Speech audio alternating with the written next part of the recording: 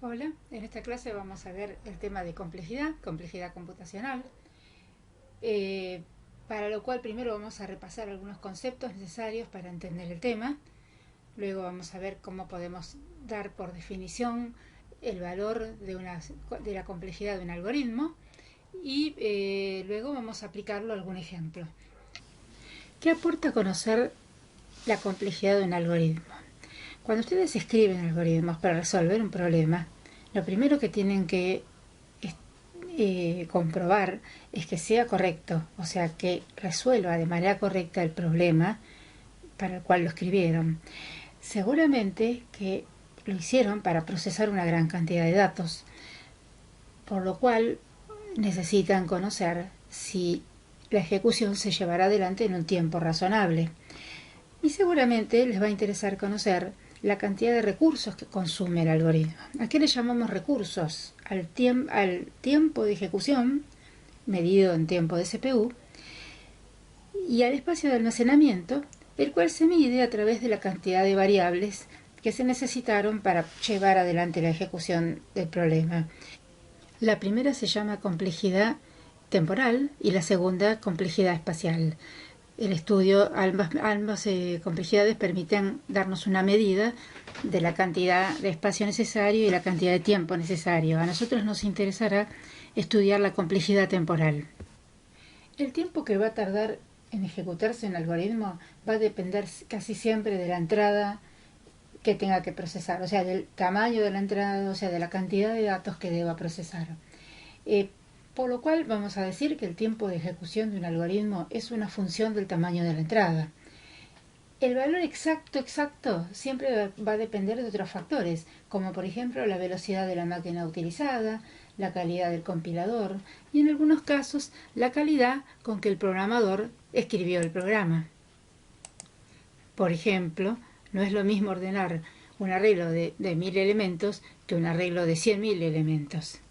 En resumen, la complejidad computacional, como bien dice acá, nos da una medida del esfuerzo que hay que realizar para correr un algoritmo y lo costoso que ese proceso puede resultar. Ya sabemos que hablamos de costo respecto a recursos, y que nos interesa el tiempo.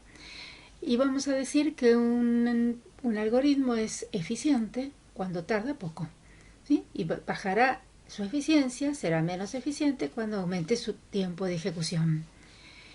Para seguir adelante con el estudio ahora de la complejidad temporal, vamos a necesitar hablar del estudio asintótico del problema, por lo cual hay que ver qué significa esto de asintótico.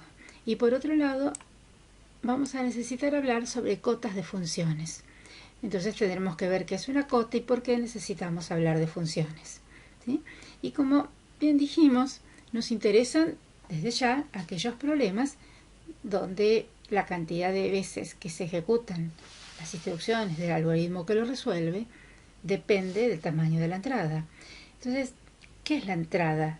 La entrada es el input, son los datos que se necesitan para poner ejecución nuestro algoritmo.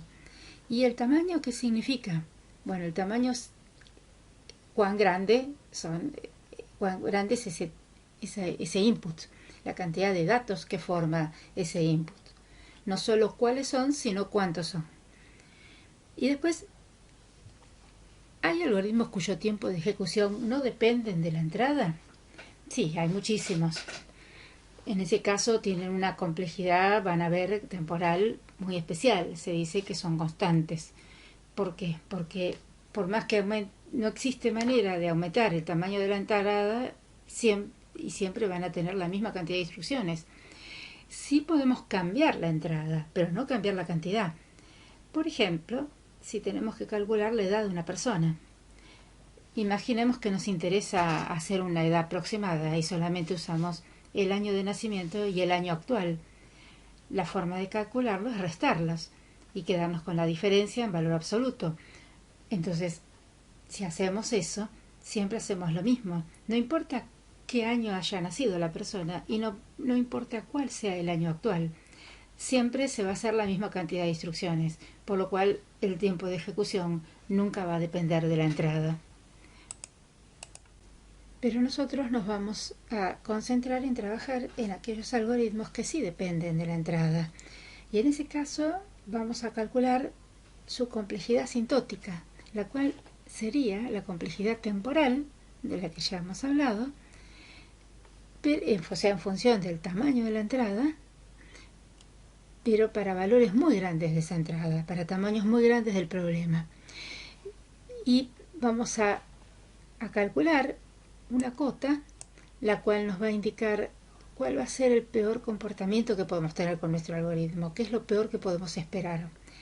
Esa cota proviene de analizar el peor caso, el peor comportamiento que puede tener nuestro algoritmo, lo cual intuitivamente sería el tiempo de ejecución del algoritmo sobre una instancia que implica el mayor tiempo de ejecución, ¿sí? Tomado de entre todos los inputs de tamaño n. Eso nos va a permitir decir, bueno, esto es lo peor que puede suceder, es peor tiempo que puede tardar, y sabemos que de ahí no va a pasar, y podemos prever entonces las consecuencias de la ejecución de este algoritmo. Para continuar y calcular el tiempo en función de la cantidad de instrucciones y en función de la entrada del algoritmo, lo que vamos a hacer es repasar muy rápidamente los tipos de funciones con las que vamos a trabajar. Bien, estas son las funciones que ustedes ya conocen, que las han visto siempre en varios momentos de su carrera, y tenemos las funciones lineales, cuadráticas y cúbicas, que serían las que llamamos polinomiales, de grado 1, de grado 2, de grado 3. Las constantes, que es cuando no importa el valor de x, siempre devuelven el mismo valor k. Después tenemos las logarítmicas. La logarítmica, bueno, depende del logaritmo de x, que en realidad para nosotros nos va a importar un logaritmo en base 2. Y luego tenemos las que son exponenciales y factoriales. Las exponenciales y factoriales. Exponenciales, ¿por qué? Porque tienen el x, que es la variable independiente, como un exponente de un valor constante que es la base. Y el caso del factorial, porque, bueno, dependen del factorial de n justamente. Acá sí dice n, no dice x, porque está indicando que este n es una variable entera. En cambio, en todas las otras podríamos tener variables de tipo real, con decimales. Las de crecimiento más rápido son la exponencial y la factorial, lo cual lo vamos a ver en un gráfico, ¿sí? Para poder ver más o menos cuál es su comportamiento. Lo que tenemos acá en el gráfico de la izquierda es una comparación entre las tres funciones: logarítmica, lineal, logarítmica es la azul, lineal es la amarilla y cuadrática es la verde. Como verán, cuando el n, que sería el x que vieron recién, llega a 10, entonces en el caso de la lineal aumenta 10 veces su valor. Pero en el caso de la cuadrática aumenta hasta 100 veces su valor cuando el n llega a 10. Y la velocidad de crecimiento se acelera a medida que el n vaya a ser más grande. La función logarítmica es una función de muy buen comportamiento porque crece el n y los valores del logaritmo se mantienen muy bajos. Eso después lo vamos a ver. A la derecha tenemos aquellas funciones que en el caso de la complejidad algorítmica nos traen problemas. Son las funciones de tipo exponencial, donde la variable n pasa a ser un exponente, y la factorial. Como ven, acá estamos llegando hasta 10 elementos. En algunas de ellas la factorial y la n no se pueden graficar, no entrarían en el gráfico. Y esta es 2 a la n, que parece que fuera más lenta, pero no, tiene un comportamiento también de crecimiento muy rápido. Fíjense que para 10 ya llegó a 1000, en cambio acá la más, en este caso la que crece más rápido es la cuadrática, y cuando llegamos a 10 llegó a 100. En el caso de la roja, que es 2 a la n, cuando pasamos 10, enseguida tiene un crecimiento bastante rápido. Lo que vemos acá es que si estos fuesen funciones que están representando el crecimiento de la cantidad de instrucciones de un algoritmo, estaríamos en el gráfico de la derecha ante funciones que representan algoritmos intratables computacionalmente, intratables en cuanto al tiempo de espera para que nos devuelvan resultados, que serían a tiempos no posibles de espera para un humano que está esperando un resultado. Puede ser del orden de años la espera de los resultados. Y en este lado de la derecha tenemos funciones del estilo de las que sí son posibles de encontrar en nuestros algoritmos, pero que siempre vamos a tratar de que no suban de una orden lineal o de un orden logarítmico. Analicemos un ejemplo de complejidad asintótica. Acá tenemos un algoritmo que lo que hace es buscar el máximo elemento de un arreglo de n elementos.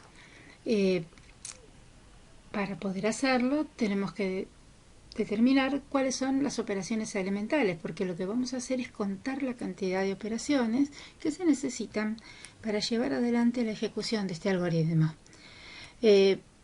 Elemental va a ser el acceso al elemento de un arreglo, como en este caso a de 0, la asignación de un valor a una variable, una operación aritmética como la resta, como una suma, o una lógica, una operación de comparación como el menor, mayor, igual, ¿sí? Todas ellas van a representar una operación que le vamos a decir de tiempo 1.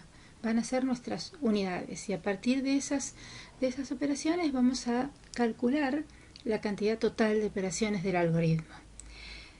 La primera instrucción, que es esta, tenemos una asignación y un acceso a un elemento de un arreglo, por lo cual lo vamos a considerar dos operaciones, ¿sí?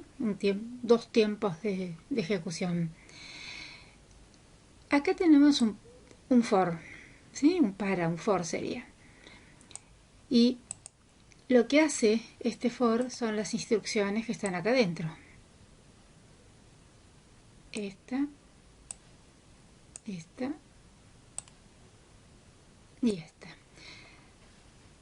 Lo que sabemos es que el ciclo para se realiza n-1 veces.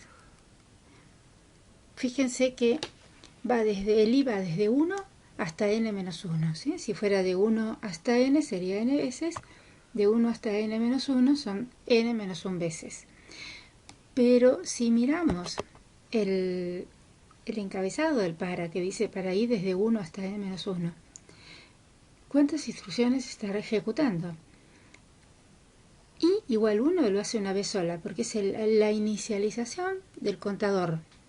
Pero luego, en cada ciclo, lo que está haciendo es una comparación del i para ver si llegó a n-1 y el cálculo de n-1.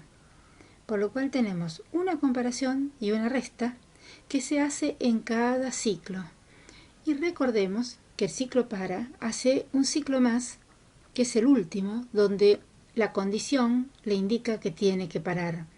En este caso sería porque llegó a n, que es mayor a n-1. Entonces vuelve a hacer la evaluación y la resta, pero no entra dentro del ciclo para. Por lo tanto, está haciendo n veces la resta y la comparación, que son dos operaciones. Y hace una vez sola la asignación de i igual 1. Por eso acá tenemos 1 más 2 por n instrucciones. Si nos metemos dentro del ciclo para, nos encontramos con un condicional. Ese condicional se evalúa en cada uno de los ciclos que comprenden el para. ¿Qué es lo que hace adentro? Tiene un acceso al elemento iésimo, eso sería una operación, y una comparación de mayor con más actual. con max actual. Por lo cual acá tenemos dos operaciones que se hacen tantas veces como ciclos, y dijimos que la cantidad de ciclos eran n-1. Si esto es verdadero, hace lo que está acá, la segunda instrucción del entonces, que sería una asignación con el igual y un acceso al iésimo elemento del arreglo. Otra vez son dos operaciones que se hacen n-1 veces, porque vamos a tomar el peor de los casos, que sería que entre siempre acá adentro, en todos los ciclos. Y por otro lado, también se hace en cada ciclo el incremento del contador. Recuerden que esta operación es i igual a i más 1, por lo tanto tenemos el igual, que es la asignación, y el más, de más 1. Son dos operaciones que también se realizan n-1 veces. Terminado el ciclo para, tomamos este retorno como una sola operación. Contando todo, tenemos 8n menos 2 instrucciones para llevar adelante la ejecución de todo este algoritmo. Bien, ¿qué es lo que sabemos hasta acá? Sabemos que el orden asintótico está dado por TDN. TDN, ¿qué sería? La cantidad de instrucciones que hay que hacer en función de n, que es el tamaño de la entrada. Y nos dio que es 8n menos 2. Por lo cual, tenemos una función f que está dada por 8n menos 2, lo que estamos viendo que es una función lineal, lo cual responde a la intuición que uno pudo tener de entrada, que si tengo que buscar el máximo elemento de un arreglo, que suponemos desordenado, tengo que recorrerlo todo, porque en el peor de los casos es el último, ¿sí? Y en ese caso hice una pasada sobre todos los elementos, por lo cual tiene que salir de orden lineal. Pero lo que tenemos que encontrar es cuál sería la cota superior para esta función. Y continuaremos con este tema en la segunda parte de los videos de complejidad.